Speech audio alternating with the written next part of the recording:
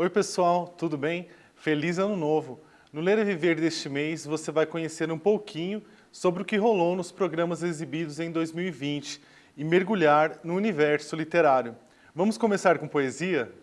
Pois é, a poesia é um texto poético, geralmente em verso, que faz parte do gênero literário denominado lírico, combinando palavras, significados e qualidades estéticas. Sobre ela, eu conversei com os poetas Guimarães Rocha, Henrique de Medeiros e Rubênio Marcelo, membros da Academia Sul-Mato-Grossense de Letras, ASL. Na ocasião, também repercutiu o livro Vertentes, Nossos Poemas, escrito pelo trio em parceria com as escritoras Elizabeth Fonseca e Leides Miller, que também são acadêmicas da ASL. Confira. Ela desenvolve o aspecto interpretativo, o aspecto da fluência, sabe, das pessoas e de uma maneira que elas possam ter de ver o mundo com um pouco mais de encanto. Nem toda poesia encanta, algumas delas depredam, o que eu quero dizer no sentido, desconcertam, elas promovem todas as vertentes possíveis, mas eu acho que o principal é isso, é a questão de você abrir os caminhos, e isso é importante demais desde a infância, né? E desde a escola, é fundamental e básico, cada vez mais, o trabalho que se faz com os alunos em função do humanismo, né? Que isso pode trazer para as pessoas. Para os leitores, é muitíssimo interessante a questão da poesia. A poesia também educa o homem sentimentalmente, educa o ser para melhor servir à humanidade. Assim sendo, a literatura, através da poesia, é exatamente o que nós precisamos. O mundo atualmente precisa de mais poesias. A poesia é uma das artes, né, das belas artes que nós temos. Ela integra a literatura, como também integra a literatura a prosa. Então, nós temos prosa e poesia. E a prosa, com suas vertentes, os contos, crônicas, romances, até biografias literárias, né? Mas tudo que é escrito em verso, a literatura em verso, a palavra escrita em verso, é a poesia, né? Aí vem sempre aquela, o que é poesia e o que é poema?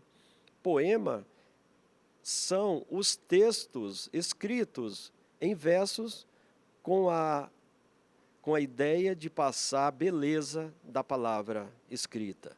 Às vezes as pessoas misturam poema e poesia, mas poema é o texto e poesia é a beleza que flui do texto. Isso quer dizer que nós temos textos em versos que muitas vezes não encantam o leitor, não passam mensagens de beleza, nem outras mensagens, né? Então, carece de poesia.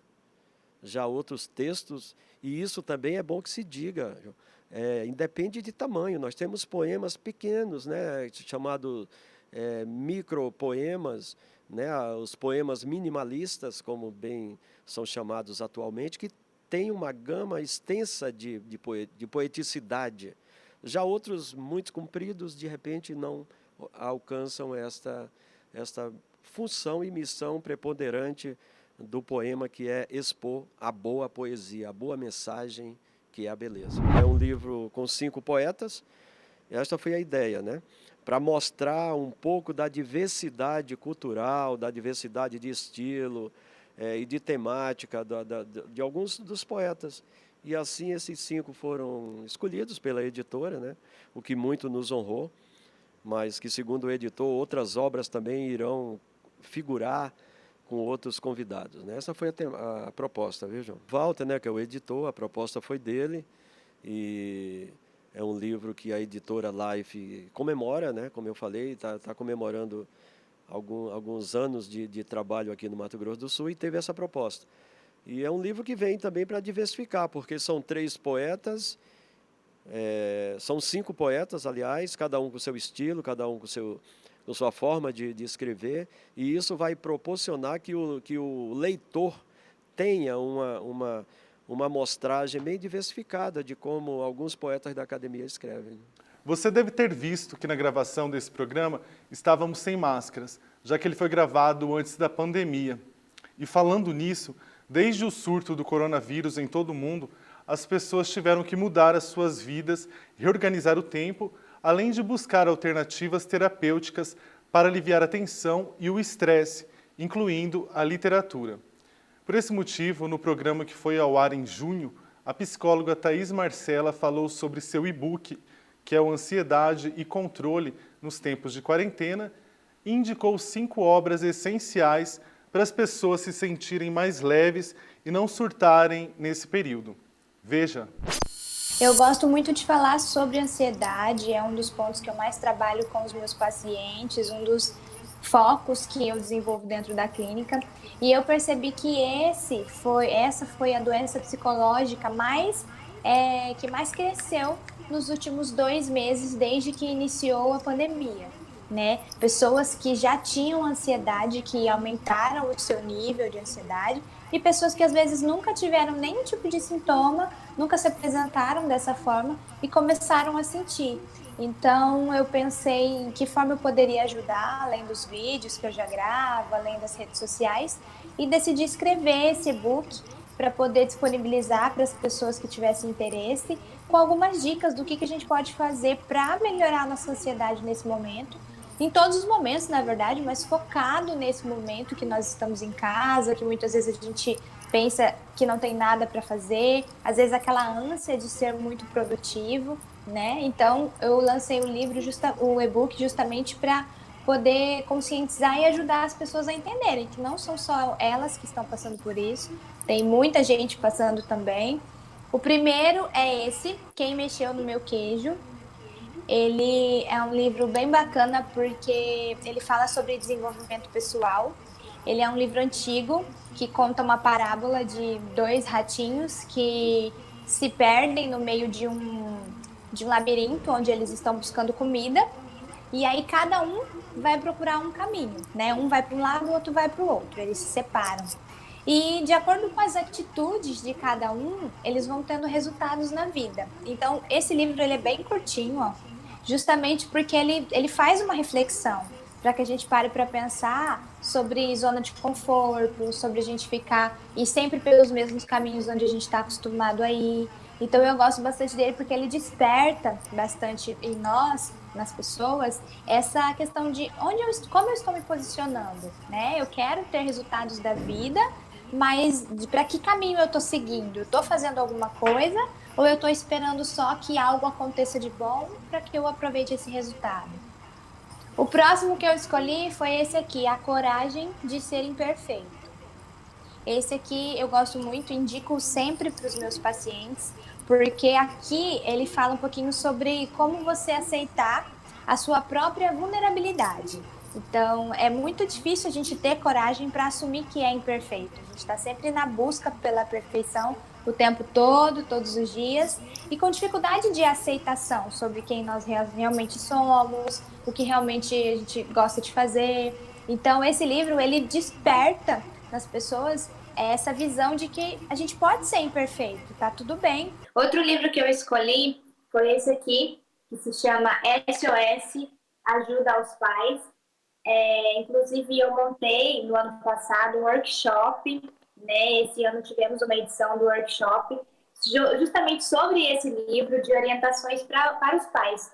Só que nesse momento em que os pais estão ficando em casa, a maior parte do tempo com as crianças, às vezes não estão sabendo lidar com essa rotina diferenciada. Então, esse livro ele ajuda bastante no sentido de como lidar com as crianças, com os comportamentos das crianças, como incentivar o tempo para fazer atividades, ou então ela fala algumas coisas não sobre castigo, mas sobre o que a gente chama de tempo chato, que é o momento da criança perder alguma coisa que ela tinha, que ela gostava muito. Então ele é um livro realmente de ajuda, né? Está até escrito aqui, um guia prático para lidar com problemas de comportamentos comuns do dia a dia. Então ele é um livro que ele ajuda bastante aos pais nesse momento, professores também. Ele tem um capítulo que fala só para os professores, como lidar com os seus alunos, claro, isso dentro da escola, mas é uma adaptação para todo mundo. Então, ele é um livro que nesse momento pode ser muito importante.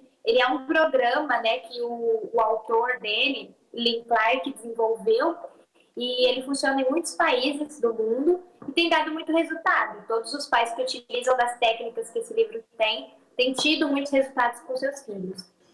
E o próximo, qual que é, doutora Thaís? O outro é já pensando no relacionamento no casal, né? E também que muitas vezes o casal agora está passando mais tempo junto, está tendo que lidar com algumas coisas que antes talvez não pesavam tanto, que é as 5 linguagens do amor, né? Esse livro também é muito antigo, muitas pessoas devem conhecer ele, e ele é muito legal porque ele mostra os 5 tipos de linguagem que existe, segundo o autor Gary Chapman, né, que é um doutor, que estudou muitos anos, atendeu muitos anos casais que estavam passando por problemas, e ele escreveu esse livro onde ele identificou que existem 5 tipos de linguagem do amor. E que se você e o seu parceiro conhecer uma linguagem do outro, vocês têm uma tendência muito maior de dar certo, de fazer funcionar. Porque a nossa maior dificuldade é lidar com a diferença, né? É lidar com o fato de que a outra pessoa é diferente da gente. Só que isso explica-se muito porque cada um tem uma experiência de vida, uma vivência, vem de um histórico diferente, tem uma linguagem diferente de se comunicar, uma forma de se comunicar diferente. Então, esse livro ele ajuda muito, inclusive no final ele tem o teste para você descobrir qual é a sua linguagem, qual é a do seu parceiro. Então, ele é um livro bem legal para ser lido pelos dois, para aprender a lidar com os pontos que às vezes vão pesando mais ao longo dos anos. E o último, que acho que desses 5 é o que eu gostei mais de ter lido, que é O Poder do Subconsciente. Ele é um Joseph livro... Murphy.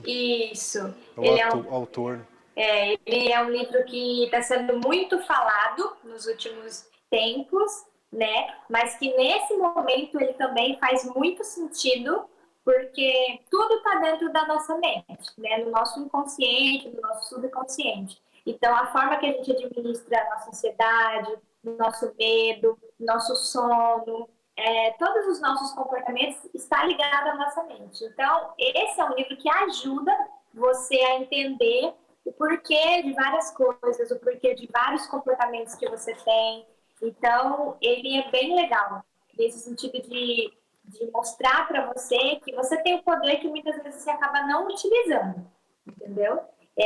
Você acaba se deixando por pensamentos sabotadores, por questões de crenças limitantes, e sendo que o poder está na sua mão, está dentro da sua mente, e às vezes você só não consegue utilizar. E se você é fã de filmes de terror e também curte o blues de B.B. King, com certeza vai gostar das indicações literárias da produtora cinematográfica Larissa Anzoateg, diretora de filmes de terror, e do músico campograndense Luiz Henrique Ávila, que mora em Londres, na Inglaterra. No programa que eu gravei em julho, ela fala sobre 2 obras que te farão compreender mais sobre o gênero cinematográfico, enquanto ele destacou a autobiografia do Rei do Blues. Meu primeiro livro é do Lovecraft, falando nisso, mas é um livro que ele não é de conto, é um livro que ele vai falar sobre literatura de horror, então ele não é de cinema também, mas é de literatura, e ele é bom para você entender, para as pessoas entenderem o conceito de terror, né, de como causar esse efeito. Então eu vou ler só uma partezinha da introdução.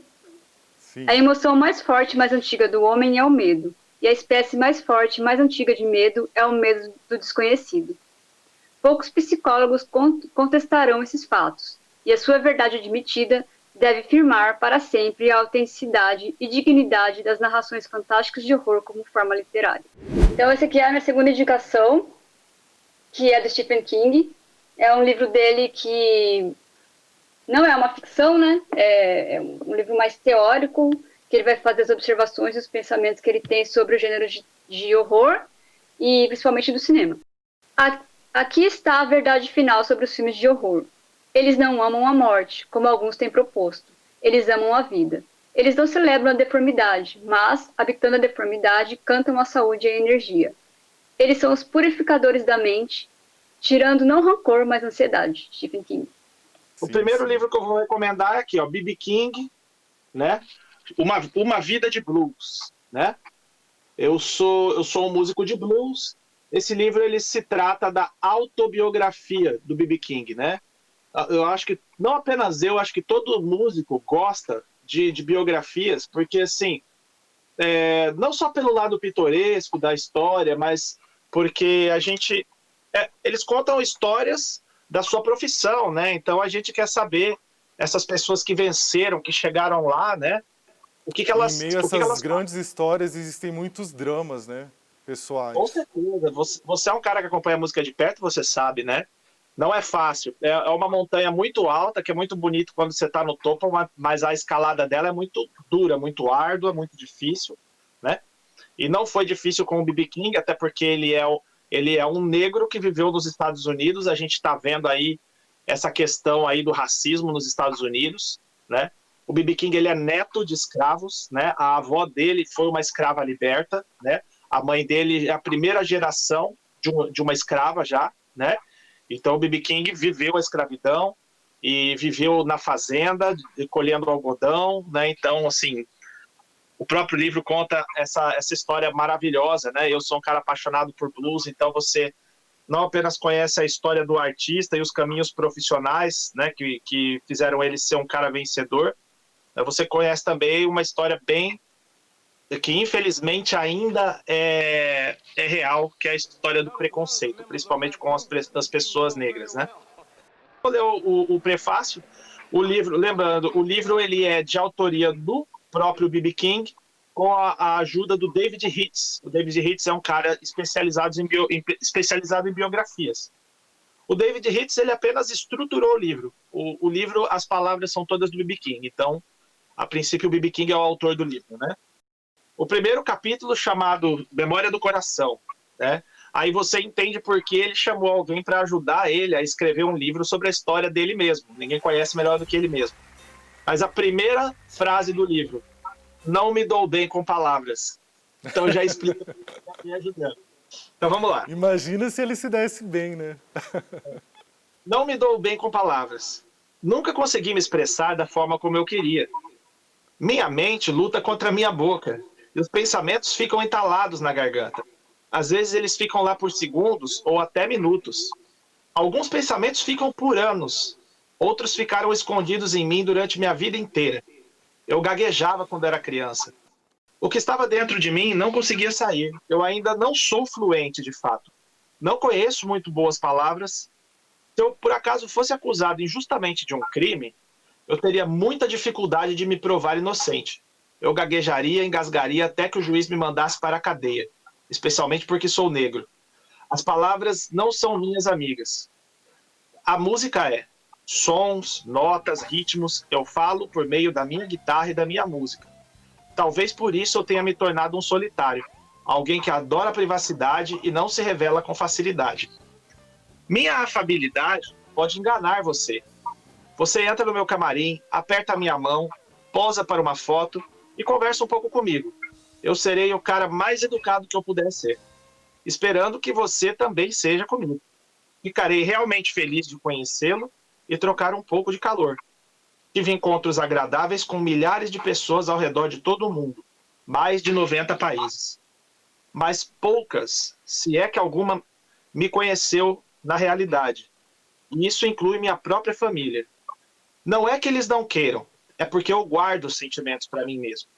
Se você me magoar, provavelmente não lhe direi isso. Apenas seguirei em frente. E esta é a maneira de me curar. E, cara, é assim que eu tenho seguido em frente ao longo de toda a minha vida. O B.B. King se mostra uma pessoa que, na verdade, ele é bastante fechado dentro do casulo dele. Introspectivo, né? Para você fazer uma pessoa colocar isso para fora, né? Foi necessário esse autor, com certeza, para ajudar. Eu acho que o prefácio já explica tudo. E o engraçado é que, por mais que ele seja tão introvertido, como ele relata aqui, como ele relata ser, no livro ele se abre de uma forma tão transparente. Então, assim, se ele realmente é essa pessoa super introvertida, o David Hitz fez um trabalho fenomenal de fazer ele se abrir, porque ele conta a história dele como se você fosse o melhor amigo dele. O Luiz, inclusive, fez uma homenagem muito legal ao rei do rock, Elvis Presley. Vamos ver?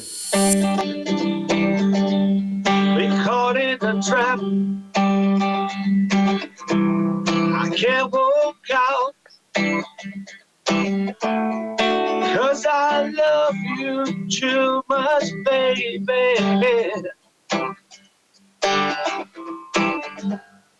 Why can't you see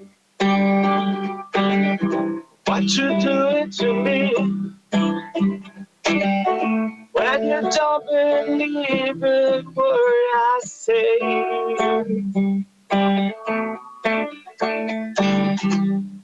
we can go on together with suspicious minds. Oh! Muito bom. Essa merece palma, né, Larissa? Merece. A literatura de ficção científica é um gênero que normalmente lida com conceitos ficcionais e imaginativos relacionados ao futuro, ciência e tecnologia e seus impactos ou consequências para determinada sociedade e seus indivíduos. Pela importância, ela foi debatida no Ler e Viver, que foi ao ar em agosto do ano passado. O jornalista Daniel Rockenbach, coordenador do grupo de leitura Vórtice Literário, que debate livros de diversos gêneros, entre eles os de ficção científica, indicou 2 obras super importantes, enquanto o escritor campograndense P.J. Maia, autor do livro de fantasia Espírito Perdido, falou sobre sua primeira publicação, que conquistou 2 prêmios internacionais, o de melhor livro de fantasia no Independent Press Award, em Nova York, e o de escolha dos leitores no Wishing Shelf Awards, realizado em Londres. Dá só uma olhada. Eu indico 2001, Odisseia no Espaço, do Arthur Clarke, da editora Aleph, que tem atualmente pela editora Aleph, né? Que é uma obra assim, que é um bom começo. Se o cara quiser, o leitor, a leitora quiser pegar e desenvolver, pode assistir o filme e o livro se complementam muito bem, eles conversam muito bem. E é uma obra que te apresenta um dos principais autores. Né? O Arthur Clarke é tipo um principal autor, até, por muito até hoje. Né? Eu mesmo considero acho, um dos grandes mestres. Né? Para quem quer começar por ficção científica, eu leria 2001, Odisseia no Espaço, que é uma espécie de releitura da Odisseia clássica do Homero, né? Que leva a humanidade para o próximo passo da evolução. Ela começa a história no Homem Macaco e termina a história com o que seria o próximo passo da evolução, né? Quando a gente descobre uma inteligência superior que nos permite evoluir. O que eu acho legal em 2001 é a ciência retratada, né? Porque, por exemplo, isso de viajar mais rápido que a luz, ter uma Enterprise, uma nave bonita viajando por aí mais rápido, isso não é real, a física não permite isso, né? A física diz que você não é mais matéria se você consegue viajar na velocidade da luz, né? Então, essas coisas que a gente cria, essas ficções, elas são muito fantásticas, né? Tendem à fantasia. E o 2001 aborda isso de um jeito muito inteligente, né? O personagem, em dado momento, deixa de ser matéria para virar uma coisa cósmica, uma consciência cósmica. E isso é muito bacana, apresentar essa perspectiva. Foi um dos primeiros autores que trabalhou com isso, né? Bom, o segundo livro que eu indico hoje é o outro essencial da ficção científica, que é o Isaac Asimov, Eu, Robô. Eu, Robô eu acho que é a melhor porta de entrada para entender o Asimov, porque assim, ele conta as histórias de robôs dele. Muita gente indica a Fundação, mas a Fundação é um livro muito longo, muito extenso. Eu recomendo o Eu, Robô, porque são pontos, são bem leves, e nesses pontos ele apresenta todas as 3 leis da robótica, e mais ou menos todos os preceitos que ele vai falar na obra dele, né? Na obra que envolve os robôs, né? Depois ele tem outro universo que ele criou, que é a Fundação, né? Mas aí, em um dado momento também, ele junta a Fundação e os robôs, né? Mas é bem interessante, eu acho que o Robô, para você descobrir um autor que trabalha muito bem a ciência dentro do texto, né? E ao mesmo tempo é um autor muito imaginativo, né? Pensa nele como aquele autor de romance culto, romance de mistério, suspense, ele vai mais para aventura, para o ponto, para pegar o leitor, sabe? Para aquela coisa assim. Então desperta mais a imaginação, né, do leitor. Nesse sentido, ele desperta essa coisa da curiosidade. É tipo, pensa assim, como se o Arthur Clarke fosse aquele romancista que vai escrever os clássicos e o Asimov, ele se dispõe a ser uma espécie de Agatha Christie da ficção. Sim. Ele vai te contar histórias que vão te prender por uma narrativa e ao mesmo tempo vão te levar para um universo fantástico. O meu primeiro livro se chama Espírito Perdido e ele se passa lá nos primórdios da humanidade, na época dos homens das cavernas. A história começa quando uma montanha mágica, que dá poderes para algumas pessoas, cria uma sociedade de deuses. E esses deuses ganham a habilidade de viver para sempre, poderes mágicos, só que eles precisam domar de alguma forma os mortais, que são ali os homens das cavernas. Então, é uma aventura pré-histórica sobre essas pessoas se entendendo, né? Qual é o meu lugar do mundo? Eu sou especial, eu não sou, eu tenho direito, né? É uma busca por identidade de jovens nesse caminho, para descobrir se eles são deuses e merecem todos os privilégios do mundo, ou se eles são mortais e precisam lutar com suas injustiças. Então, é um livro, é uma trama bem densa, assim, mas eu acho que, em linhas gerais, é mais ou menos isso. Detalhes curiosos sobre os livros Irmã Dulce, a Santa dos Pobres, lançado em 2019 pelo jornalista Graciliano Rocha, você acompanha agora. Ele participou da edição de setembro. Esse livro eu decidi escrever por volta de 2011, quando eu era correspondente da Folha de São Paulo, em Salvador. Houve uma cerimônia de beatificação da Irmã Dulce. Beatificação é a etapa imediatamente anterior à canonização, que é quando o Papa declara que alguém é santo.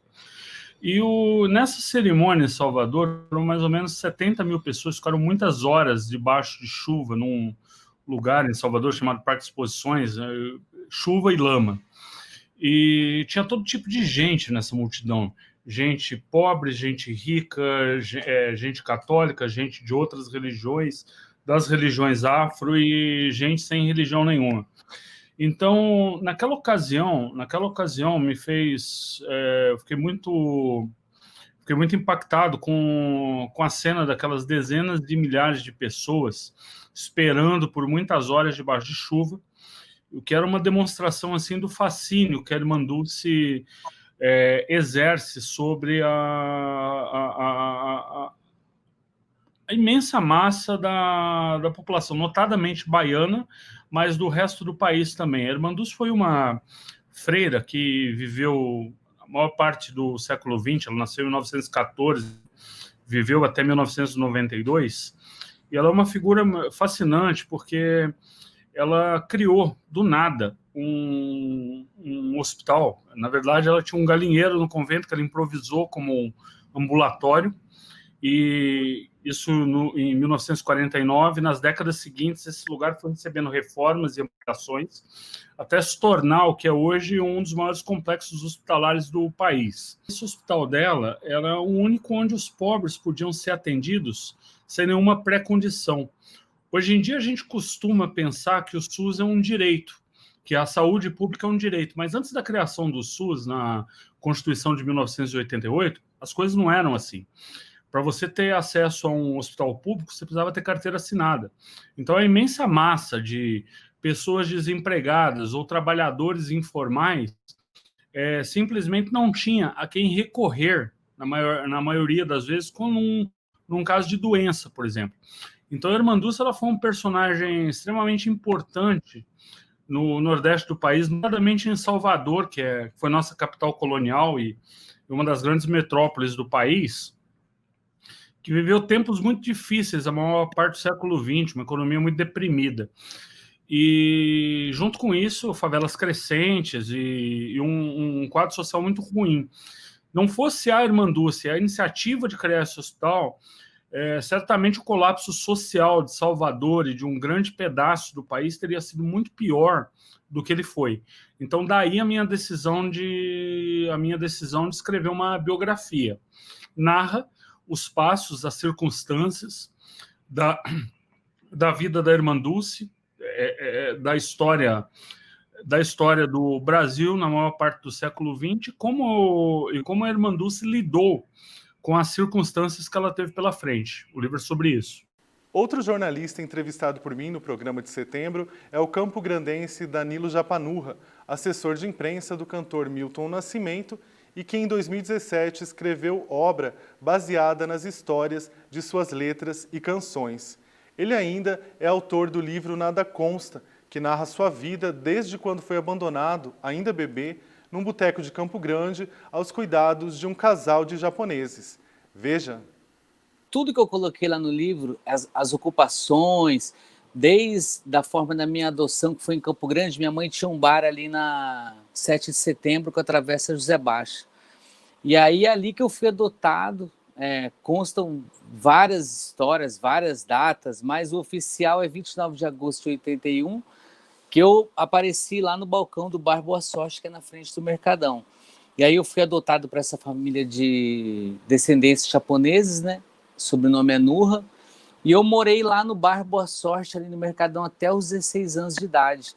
Aí com 16 eu fui emancipado e fui para o Japão. Fui tentar a vida lá, trabalhar mesmo, mas eu era menor de idade, então não podia trabalhar formalmente. E aí eu encontrei um irmão meu que estava lá, que tinha ido em 91, quando eu tinha 10 anos, então eu tinha ficado uns 6 ou 7 anos sem encontrar com ele. E eu cheguei em Hiroshima, ele me indicou num depósito de produtos que chegavam de navio no Japão, produtos brasileiros, desde chocolate, bombom, suco, até carne congelada, até chegava lá. E eu trabalhei lá dos 16 até praticamente aos 19. E aí, no Nada Consta, eu conto um pouco disso aí. E aí eu voltei para o Brasil. Lá nesse depósito eu tive acesso a livro, comecei a ler mesmo, né? E aí me deu vontade de fazer jornalismo, voltei para o Brasil, fiz jornalismo e voltei de novo para o Japão como jornalista do International Press, que era um conglomerado, uma rede assim, que tinha televisão, tinha jornal, e eles tinham em japonês, em espanhol e em português, todos os veículos. E aí eu entrei, fiquei lá um ano. Nesse um ano, eu tinha sido operário no Japão, voltei jornalista. Aí eu voltei jornalista e tive contato com os artistas que faziam shows no Blue Note, tanto Tóquio e Nagoya. E nessa eu conheci o Milton, conheci o João Donato, cobri show do Jorge Ben, cobri show do João Gilberto, fui em vários lugares, só que Marisa Monte, né? Também. Marisa Monte, aí essas pautas, elas só entravam no jornal porque eu ia fazer por minha conta, porque eles não tinham isso na editoria. A editoria era a comunidade e polícia que eu fazia lá. Eu cobria a comunidade brasileira no Japão, que tinha na época 250 mil brasileiros. Você acabou retornando para o Brasil mais tarde, mas para ir trabalhar no Rio de Janeiro. Foi isso, né? Foi, aí eu voltei para o Brasil em 2009. 2008 para 2009, eu voltei. Logo depois, eu fiquei mais um ano no Japão ainda, trabalhando em fábrica, e essa aqui entra a parte de traficante, mas não era um traficante assim que traficava para ganhar grana, entendeu? Para ter uma vida mesmo de bastante grana. Não, era para sustentar o nosso vício, que a gente tinha lá, a gente usava o cristal. Não era que a gente vendia igual Fernandinho Beiramar, Pablo Escobar, fazia um volume de dinheiro, não, era para sustentar nosso lance. Aí quando a gente quase caiu pela segunda vez, a gente fugiu para Okinawa, que é o extremo sul do Japão. De Okinawa eu vim para o Brasil, passei em Campo Grande, visitei minha mãe e fui para o Rio de Janeiro. Cheguei morando lá na Paula Matos, lá no centro, na Lapa. Depois fui para o Pavãozinho, fiquei um ano no Pavãozinho e comecei a trabalhar no Beco das Garrafas, na livraria Bossa Nova e Companhia. E aí ali eu comecei a sonhar de novo em voltar para o jornalismo. Lá em 2007, quando eu entrevistei ele, lá em Tóquio, eu já tinha levado umas 10 músicas que eu queria saber a história. E, coincidentemente, essas 10 músicas eram músicas que eram letra dele. Eu sempre me interessei nessa coisa das letras dele, era muito fã, tinha todos os discos, tinha tudo. Sabia mesmo da obra dele. E aí eu me interessava pelas letras, principalmente pelo disco Encontros e Despedidas, que é o disco que tem mais letras dele, tem 7 letras. Nessa entrevista eu já peguei umas 10, já arquivei. Quando eu fui trabalhar com ele, eu ia juntando. Ele contava a história de uma música, eu coletava. Dava entrevista para alguém, contava a história. Fui juntando. O livro estava pronto já em 2012, estava pronto. Ficou um tempão na mão de uma editora, foi para outra editora, apareceu a Master Books, que para quem não sabe, era de propriedade da Eliana, a apresentadora do SBT. Ela tinha essa editora que era muito boa, assim, eles tinham uma equipe de design que era diferenciada mesmo, assim, no Brasil. Eu me interessei e mandei o projeto lá. No outro dia eles me chamaram para uma reunião e a gente publicou o livro. E saiu essa versão, né? Só que o livro, ele esgotou, a venda dele, a tiragem esgotou. E aí a gente tá com o livro esgotado, assim. A literatura infanto-juvenil foi pauta do Ler é Viver, que gravei com a cantora e escritora Jane Duboc. Ela falou sobre suas publicações infantis e como a arte de ler pode ajudar as crianças. O Jaguelinho, ele fala sobre a noção de coletividade, senso comunitário, de uma forma que é muito sutil, né? Mas está aqui, nesse livrinho. Essa historinha aqui fala sobre isso. Sobre a inclusão também. Tem crianças com problemas e tal, mas de forma sutil. O Bibuzi é uma metáfora. O Bibuzi, uma história entre aspas, as aspas são duas asinhas de abelhas, né? É antigo esse livrinho, fala dos insetos que constroem a abelha e os insetos que destroem, os gafanhotos e tal. E essa briga entre eles, com muita poesia, muita música. No final, o Piri, que é o Pirilampo, tem uma ideia de fazer uma cidade simulada, e o bando dos gafanhos, né, que vem naquela nuvem e caem no pântano, e a criançada morre de rir, porque eles ficam, depois de bengala, e todos têm características interessantes de força UR, força US, as muriçocas e as baratas falam muitos R's forçados, a criançada gosta. Esse Leão, o surfista da Pororoca, é sobre ecologia, sobre sustentabilidade, né? E a criançada gosta e sente interessante quando você personifica assim, os animaizinhos e tal, tem disquinho e tudo, né? Eles se sentem responsáveis pela natureza. Muitas mães mandavam vídeos para mim. Olha só, Alexandre aqui na praia. Não faz isso, olha o lixo, não pode. A tia Jane falou. É engraçado como uma criança, bichinho ainda em formação, absorve todos esses ensinamentos de forma lúdica, né? Você sabia que em Campo Grande, capital de Mato Grosso do Sul, existe o bairro Morada Verde, mais conhecido como Vila da Turma da Mônica? Isso tudo é abordado no livro Gigantes de Cor e a Missão Terra, escrito pelo jornalista Oswaldo Júnior, que conta mais pra gente. Aqui em Campo Grande tem algumas ruas com os nomes dos personagens Maurício de Souza. E aí, como uma das naves, ela se distancia, faz um trajeto errado, se distancia da nave mãe, acaba vindo para o Brasil. E eles ficam felizes que estão no Brasil, né? Aí eles perguntam, nós estamos onde exatamente? Aí ele olha no mapa, que eles têm um mapa, né, baseado nos mapas da Terra, eles fizeram o mapa deles. Aí os Oris, que é todo nomes diferentes, né? O Zeta, que é o comandante dessa nave, pergunta, né? E aí os Oris, o cara que está lá olhando o mapa, ele diz, olha, comandante, nós estamos próximo das ruas do Anjinho, do Cascão, da Mônica, da Magali, da Pipa, do Horácio, do Cebolinha, do Chico Bento e do Franjinha. Aí Zica, que é o outro que está lá, e ele diz assim, olha, então a gente está... Ele conhecia as histórias em quadrinhos da Terra, né? Por acaso essa cidade que a gente está aqui se chama Maurício de Souza?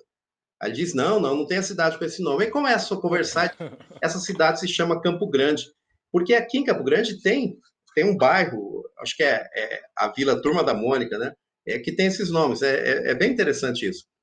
E aí eles acabam falando dessa questão aqui. E é algo que eu acho que muita gente, até mesmo os campograndenses, não sabem, né?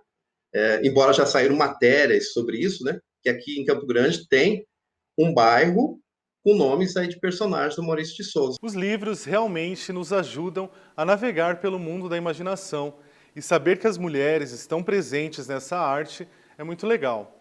Por isso, no último programa exibido em 2020, eu debati o protagonismo feminino na literatura.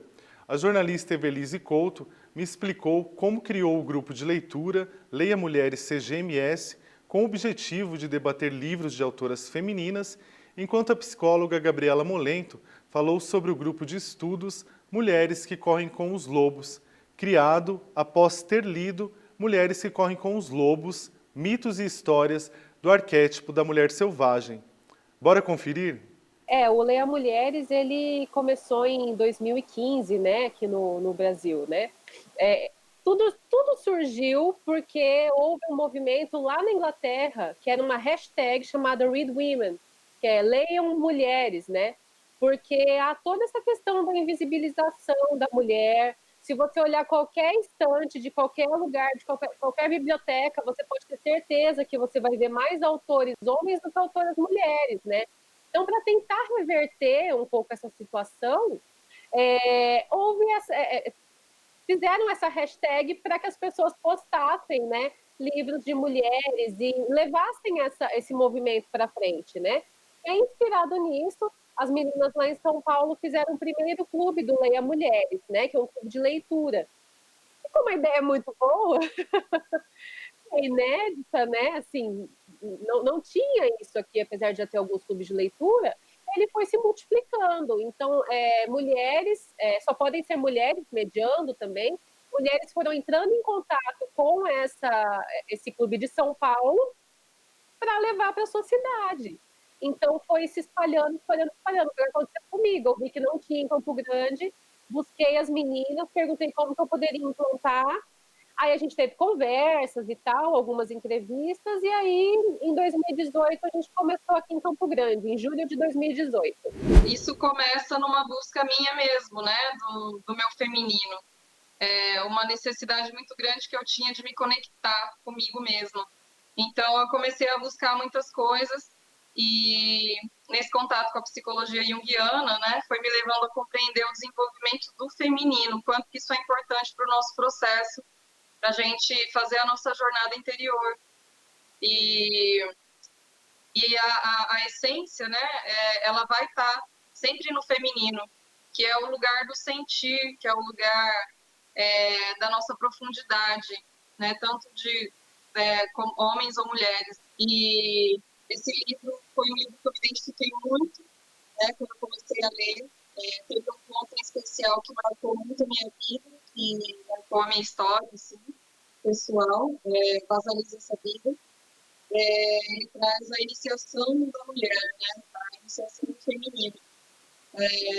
Basaliza tem um encontro com a bruxa ali na história, e essa bruxa ela vem simbolizando esse arquétipo da mulher selvagem, né, dessa mulher que tem um conhecimento, uma sabedoria que está além do intelecto, que pode nos conduzir nesse espaço interno, nesse espaço dos sentimentos, das emoções, de uma forma segura. É como se fosse uma sabedoria que nós temos dentro de nós. Então, através do livro, você começa a entrar em contato, conhecer pelas histórias que a autora deixa, né, esse aspecto da alma, essa dimensão da alma que não é possível ser expressa de outra forma, de uma forma racional, ela é expressa de uma forma simbólica. A retrospectiva do Ler é Viver está chegando ao fim. E espero que nesse ano a gente tenha bastante encontros legais para você viajar cada vez mais no universo da literatura. A gente se vê. Um grande beijo e não se esqueça, leia um livro. Tchau, tchau!